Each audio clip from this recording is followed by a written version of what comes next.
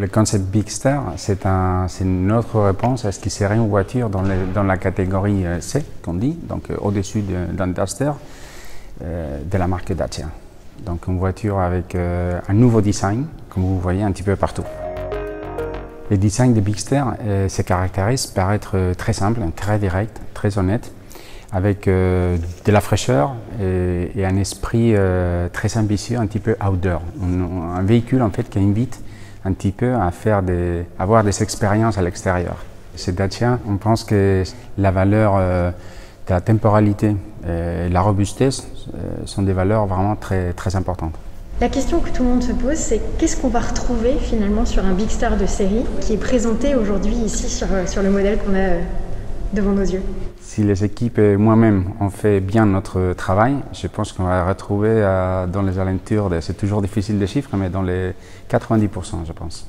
Sur tous les fonds, c'est la nouvelle signature stylistique, lumineuse de la marque Dacia. C'est une signature lumineuse déjà en fait qu'on a sur Sandero et Stepway aujourd'hui, des voitures qu'on vient de lancer.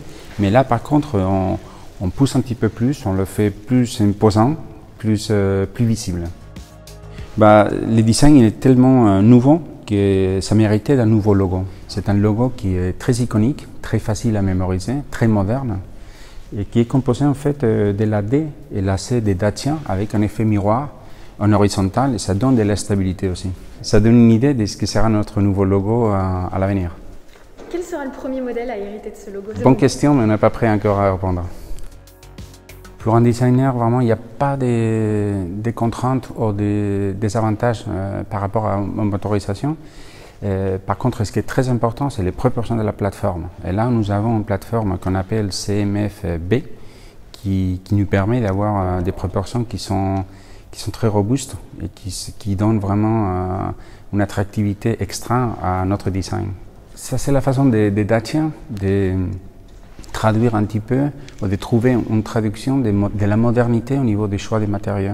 Donc on s'échappe un petit peu des matériaux classiques, entre guillemets, des chromes, de la peinture plastique peinte, et on va sur des matériaux injectés directement dans la couleur et recyclés. Et pour tout dire, en fait, il y a beaucoup de fabricants, il y a beaucoup de monde aujourd'hui qui fait du recyclage, mais nous on va faire plus, et en plus, je pense qu'on va le voir, ce qui est très innovant quand même. On ne voit pas trop l'intérieur, il y a juste un petit bout, enfin vous ne pouvez pas le voir presque. C'est une maquette en fait qu'elle s'arrête à ce niveau-là. Donc bien sûr, on aura un intérieur qui est très moderne, très connecté, mais aussi cette idée des nouveaux matériaux, on va le traduire, on va le passer à l'intérieur. On cherche vraiment la simplicité et un message très direct. Et avec les feux arrière que vous voyez là, ça nous suffit quelque part. En plus, le fait d'amener un feu sur l'aïon, ça ramène du coût extra qui n'est pas vraiment justifié. Donc on préfère, c'est une façon de travailler chez Dacia, on préfère d'avoir une signature très forte, mais très économique aussi.